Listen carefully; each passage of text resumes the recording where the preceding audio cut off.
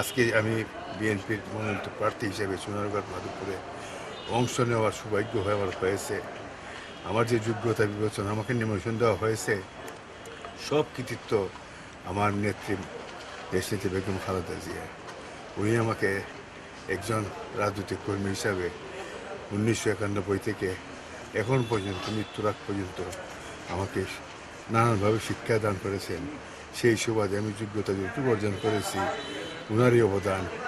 তাই আজকে আমি গর্বিত এবং শ্রদ্ধার সঙ্গে স্মরণ করি আমার নেত্রী দেশ বেগম খালেদা জিয়াকে।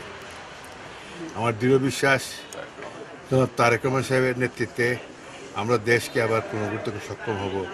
দেশে গণতন্ত্র পুনরুদ্ধার করে দিয়ে গেছেন আমাদের সাবেক প্রধানমন্ত্রী দেশনেত্রী বেগম খালেদা জিয়া, এবং গণতন্ত্রের রক্ষক হিসাবে আমাদের নেতা তারেক রহমান সাহেব অতন্ত্র প্রহরী হিসাবে প্রমাণ করবেন। ইনশাআল্লাহ দেশবাসী আর অধিক আগ্রহ ব্যক্ত করতেছে। ওনার নেতৃত্বে দেশের সুখ হবে, শান্তি হবে, নিরাপত্তা হবে এবং গণতন্ত্র পুনঃপ্রতিষ্ঠা হবে, দেশের উন্নয়ন হবে, দেশের দুর্নীতিমুক্ত সমাজ গড়ে উঠব।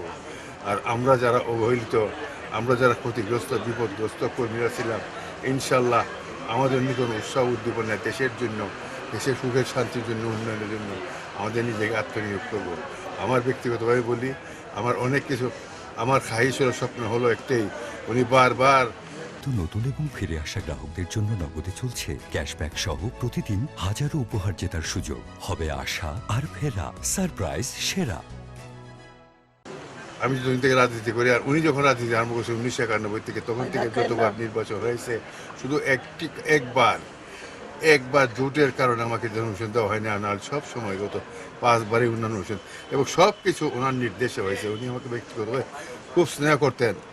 আমি একজন সাধারণ কর্মী, সিলেট যতবারই আসছেন, সিলেট থেকে ফেরার পথে ঢাকায় যতবার গেছেন, একবার না, দুইবার না, 5বার আমার বাড়িতে গেছেন। এবং ওনার জীবিত অবস্থায় এবারও নির্বাচনের মনোনয়ন ঘোষণা করা হয়েছে।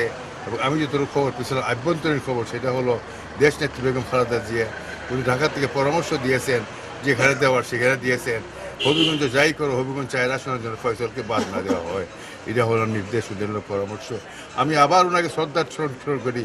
হয়তো উনি যদি না থাকতেন ওই সময়, আমি হয়তো নির্বাচনে অংশ নিব কিনা সিদ্ধান্ত হয়তো আমি নিতে পারতাম, নাও নিতে পারতাম। আবার একটিমাত্র জিত, খাহিশ এই বয়সে নির্বাচনে অংশ নেওয়া। কারণ আমাকে বারবার নির্বাচন দেওয়া হয়েছে 1996 সালে, আমি একবারও বিএনপিকে আসন দিতে পারি নাই। এবার আমার শেষ জীবনের এবং এই দেশের ক্রান্তি লগ্নে বিএনপির আসন অত্যন্ত প্রয়োজন। আমি বিএনপিকে আসন দেওয়ার জন্য আমি এবার অংশ নিয়েছি। আমার দৃঢ় বিশ্বাস যে গণজোয়ার সৃষ্টি হয়েছে আমার কর্মীদের অক্লান্ত পরিশ্রমের বিনিময়ে, আমার দৃঢ় বিশ্বাস শুধু হবিগঞ্জ নয়, সিলেট বিভাগের মধ্যে আমরা সবচেয়ে বেশি ভোট পাই আমরা জয়ী হব।